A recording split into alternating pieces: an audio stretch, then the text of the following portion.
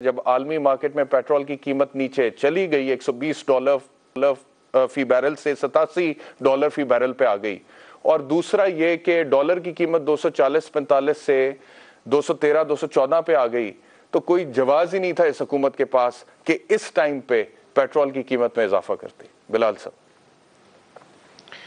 जी barrister साहब, अस्सलाम वालेकुम। Thank you for having me on your show again. और कल भी जो आपसे बात हो रही थी, जिस तरह आपने कहा, वहीं से ही हम रिज्यूम करेंगे बात को इन अ वे कि देखिए, ज़रा मैं समझा देता हूँ। सबसे पहली बात तो ये है कि कोई इजाफी लेवी नहीं लगाई गई और कोई टैक्स नहीं लगाया गया हुकूमत की तरफ से पेट्रोल की कीमत पे। तो ये चीज़ वाजे करना शुरू में बड़ी ज़रूरी है कि जिस कीमत पे ख़रीदी गई, जो कॉस्ट आई थी ख़रीदने की, उसी तरीके से आगे पास ऑन की गई है और इसमें कोई हुकूमत ने इजाफी लेवी या कोई टैक्स नहीं लगाया। दूसरी बात यह है कि जहां तक एक्सचेंज रेट और तेल की कीमत की बात है, तो आपने सही कहा कि ब्रेंट की कीमत मतलब कि काफ़ी कम रिड्यूस हुई है, एक्सचेंज रेट भी पिछले 15 दिनों में रिड्यूस हुआ है। मगर आज जैसे आप जानते हैं, पेट्रोल की कीमतों में रिवीजन जो है वो हर 15 दिनों बाद होती है। मगर मैकेनिज्म ऐसा है कि जब आप नई कीमत का तयन करती है, और ये भी मैं वाजे कर दूं, ये ओगरा वर्किंग करती है। तो ओगरा ने जो वर्किंग करके जो हुकूमत को पेश की, हुकूमत ने वही रिकमेंडेशन वज़ीर आज़म साहब ने अप्रूव की और वही नोटिफाई हुई है।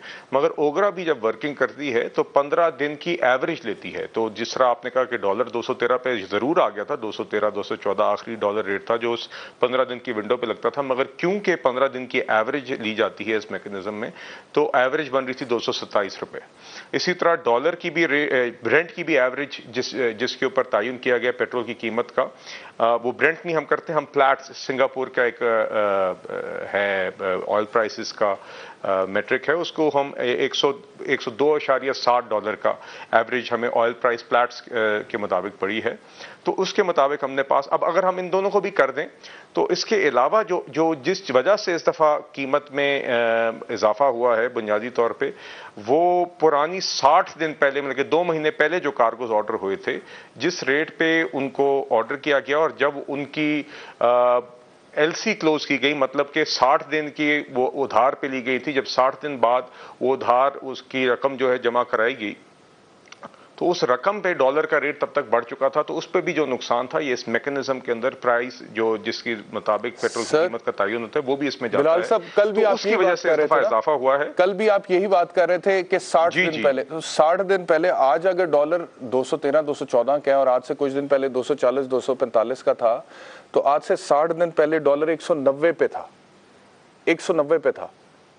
यानी कि जी, तो इसमें ऐसी इसमें ऐसा हुआ है, 238 पे था यकम अगस्त को, मैं मुकम्मल अगर कर लूं सर, जब 238 पर था यकम अगस्त 2022 को, तब आप जिस कीमत पर दे रहे थे वो मौजूदा कीमत से तकरीबन 7 रुपए कम थी जब 238 पे था। आज जब 213 पर है तो आप दे रहे हैं 7 रुपए महंगा, और फिर आप 60 दिन की बात करते हैं तो तब तो डॉलर वैसे ही 190 पे था।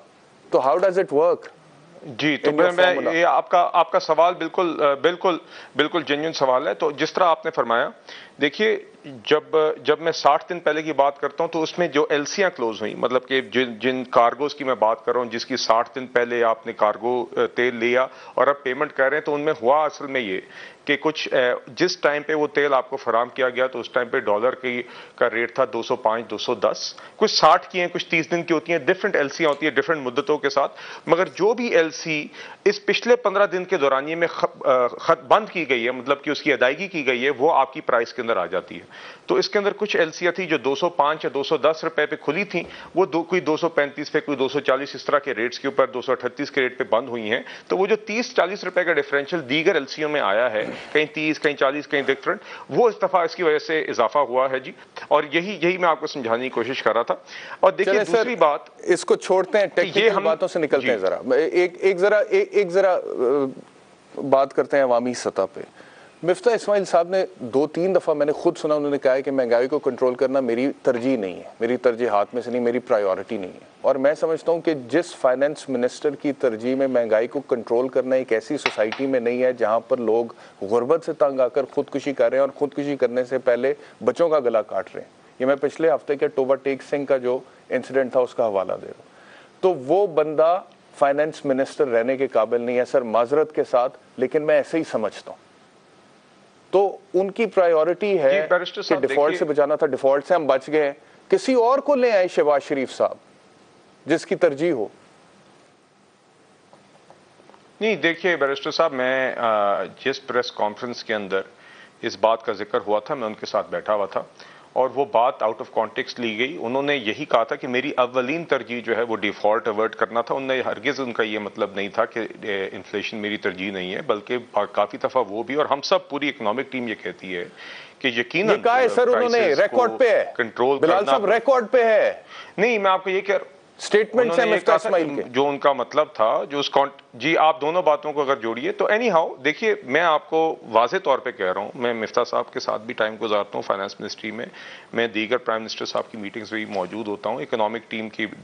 ये यकीन करें, ये सबकी तरजीह है कि हम लोग जल्द अज जल्द आवाम के लिए उनकी डिस्पोजेबल इनकम भी बढ़ाएं, उनके लिए आसानियां पैदा करें कि उनकी जेब में जितने पैसे हैं उसके अंदर वो मैक्सिमम से मैक्सिमम चीज़ें खरीद सकें, सबसे पहले बुनियादी अशिया खरीद सकें, दवाइयां खरीद सकें, अपने बच्चों की स्कूलों की फीस दे सकें। यकीन करें, ये हमारी अवलीन तरजीह है।